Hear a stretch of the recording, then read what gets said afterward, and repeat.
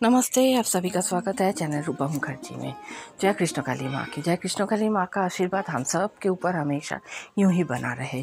क्या सच में कृष्ण काली माँ है या फिर ये सिर्फ भक्तों की एक जुनून है जो उनको खींच ले जाती है कृष्ण काली माँ के पास? ये प्रश्न तो हमेशा से ही है। नास्तिक और आस्तिकों के बीच में तो ये प्रश्न हमेशा रहता है। देखिए, अगर हम विश्वास कर सके तो एक पत्थर का टुकड़ा भी महादेव हो जाते हैं। हम उसको पूजते हैं भगवान के रूप में, और अगर हमारा भक्ति, श्रद्धा, विश्वास पीछे छूट जाए तो वो पत्थर सिर्फ पत्थर बनकर ही रह जाता है। भक्त वहाँ पर है जहाँ पर उनके भगवान है, और भगवान वहाँ पर है जहाँ पर उनके भक्त है। अब भक्त कितने कृष्ण काली माँ के पास आते हैं ये तो आप लोगों को नई तरीके से बताने की कोई ज़रूरत है ही नहीं। हर रोज़ 70-80 हज़ार लोग, कभी कभी तो 1 लाख, 1.25 लाख लोग भी पहुँच जाते हैं। तो कुछ मिल रहा है उन लोगों को, इसलिए तो वो लोग जा रहे हैं। और जिनके मन में ये विश्वास है कि माँ है ही नहीं, वो भी अगर कभी विपदा में पड़ते हैं तो माँ के ही शरण में आते हैं। क्या माँ उन्हें ठुकरा देते हैं? कभी नहीं, क्योंकि वो तो इस विश्व के माता है। वो कैसे किसी को ठुकरा सकती है? वो जो ट्रस्ट करते हैं उनके ऊपर भी दयामयी है, और जो लोग ट्रस्ट नहीं करते हैं उनको भी अपने स्नेह की नज़र से देखते हैं। तो कृष्ण काली माँ है या नहीं है, ये तो आप भक्तों से ही पूछ सकते हैं। अपने मन से पूछिए, आपको ज़रूर आपका उत्तर मिल जाएगा। और इस बारे में मंगला जी ने भी कुछ कहा है, हम सुन लेंगे। लेकिन उससे पहले आप लोगों से निवेदन है, वीडियो अच्छा लगे तो लाइक, शेयर, कमेंट ज़रूर कीजिएगा। चैनल सब्सक्राइब करके मेरे साथ बने रहिएगा नए नए अपडेट्स पाने के लिए। যে তোমায় মাটি ভাববে তবে তুমি তার কাছে মাটি, যে তোমায় পাথর ভাববে তবে তুমি তার কাছে পাথর। তৈলঙ্গ স্বামী একদিন পাহাড়ে বসে যখন শিবের ধ্যান করছিলেন তখন উনি বারবার বলতেন, ভগবান তুমি নেই, সেই ফিডব্যাক আসছে তুমি নেই। আবার যখন উনি বলছেন ভগবান তুমি আছো আছো, সেই ফিডব্যাক আসছে তুমি আছো। তাই যে বলে তুমি আছো তুমি তার কাছে আছো, আর যে বলে তুমি নেই তবে তুমি তার কাছে নেই।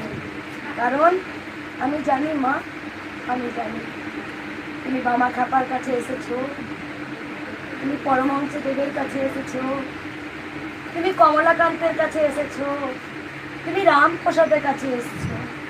মা, রামপ্রসাদও সংসারী ছিল মা, ওনারও তো 3 সন্তান ছিল। তুমি কি তার কাছে মেয়ের রূপে যাওনি? তুমি আমার কাছেও তো এলে মা। আমিও তো সংসার ধর্মী মা, আমিও তো সংসার ধর্মী ছিলাম, কিন্তু তুমি প্রমাণ করলে মা সংসার ধর্ম হচ্ছে বড় ধর্ম। যে সংসার জীবন যাপন করে যে গোবিন্দকে ডাকে তুমি তাকে তাড়াতাড়ি সাড়া দাও মা। তুমি প্রমাণ করেছো মা, তুমি প্রমাণ করেছো, তুমি প্রমাণ করে দিয়েছো মা। সংসার ধর্ম করেও যে গোবিন্দকে ডাকতে পারে তার কাছে সবাই হয়। কোনো ব্রাহ্মণ বলে কোনো অহংকার নাই মা। ভগবান শ্রীকৃষ্ণ বলেছিল অর্জুনকে, যা মুচির ঘরে দেখ আমার এক পরম সন্তান আছে, সেই হচ্ছে সব থেকে সুচি। তাই মুচি জুতো সেলাই করছে, ওই হাতে ভাত মাখাচ্ছে, গোবিন্দকে খাওয়াচ্ছে, নিজে খাচ্ছে।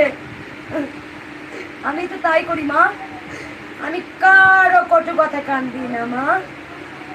যখন আমি তোমার প্রতি অমাবস্যায় পায়েস করতাম, যখন তোমার কাছে বসে আমি কাঁদতাম, আমি যখন তোমায় বলতাম মা গো, মা মা আমি এত সংসারে কাজ করি মা, আমি আমি তোমাকে তো ভালো মন্দ কিচ্ছু দিতে পারি না মা। মা স্বয়ং বলেছিলেন যে তুই শুধু অমাবস্যাটা পরে পায়েস করে দিস তো অমাবস্যায়। তাই মায়ের বাৎসরিক পুজোয় আমি যেমন পুজো করতাম আমি তেমনই করব। কারণ আমি সোনা মায়ের কাছে হোম করেছি, আমি সোনা মায়ের কাছেই হোম করব। কারণ মা একই, মা একটাই, মা নানা রূপে পুজো হয়, নানা রূপে। আমি হোম যেমন করেছি আমি হোম করব। আমি মায়েকে নিজের হাতে পায়েস করে খাওয়াতাম। আমি যখন পায়েস করে মাকে দিতে এসেছি তখন মা আমাকে স্বয়ং বলছেন, আরে তোর পেটে খিদে আছে, তুই না খেয়ে আমায় খাচ্ছিস, তুই খেলে আমি খাবো। তাই এখনো আমি বলছি, আমি মাকে খেয়েই খাওয়াই, আমি আগে খেয়েই খাই। আমি জানি আমি না খেলে মা খাবে না, আমি জানি। এটা আমার এই জন্মে নয়, এটা আমার জন্মান্তরে আমার পুণ্যের ফল ছিল। তাই এই জন্মেও মাকে আমি পেয়েছি। তাই মাকে আমি নিজে খেয়ে মাকে সেবা দিই। তাই এখানে বহু ধর্মাবলম্বী মানুষ আসেন। আমার কাছে পরম সত্য হচ্ছে মানুষ, তাহার ওপরে কেউ নাই, কেউ নেই। আমি বলি ভক্ত হচ্ছে ভগবানের জন্য আর ভগবান হচ্ছে ভক্তের জন্য। হ্যাঁ, আমি ভক্তদের ঠেলে দিই। কেন ঠেলে দিই? তার কারণ প্রচুর যখন ভক্ত হয় তারা লাইন পাবে না, অনেক দূর থেকে আসে, অনেক বাচ্চা কাঁদে, অনেক বয়স্করা আসে, আমি ঠেলে দিই। ভক্ত এসে বলে, মা তুমি এই হাত দিয়ে ঠেলেছিলে, মা আমার অনেক রোগ ভালো হয়েছে, মা গো আমার অনেক রোগ ভালো হয়েছে। আমি তো স্বীকার করি, আমি তো বলি, কিন্তু প্রত্যেকটা ভক্ত আমাকে জীবন দিয়ে ভালোবাসে। তারা আমাকে ছুঁয়ে ছুঁয়ে স্পর্শ করবে, আমাকে আঁকড়ে ধরে, বলে মা গো আমরা তোমার জন্য কৃষ্ণকালী মাকে চিনেছি, মা তোমার জন্য আমরা জয় কৃষ্ণকালী মায়ের জয় মন্ত্র জপ করে আমরা ঘরে বসে উপকার পাই।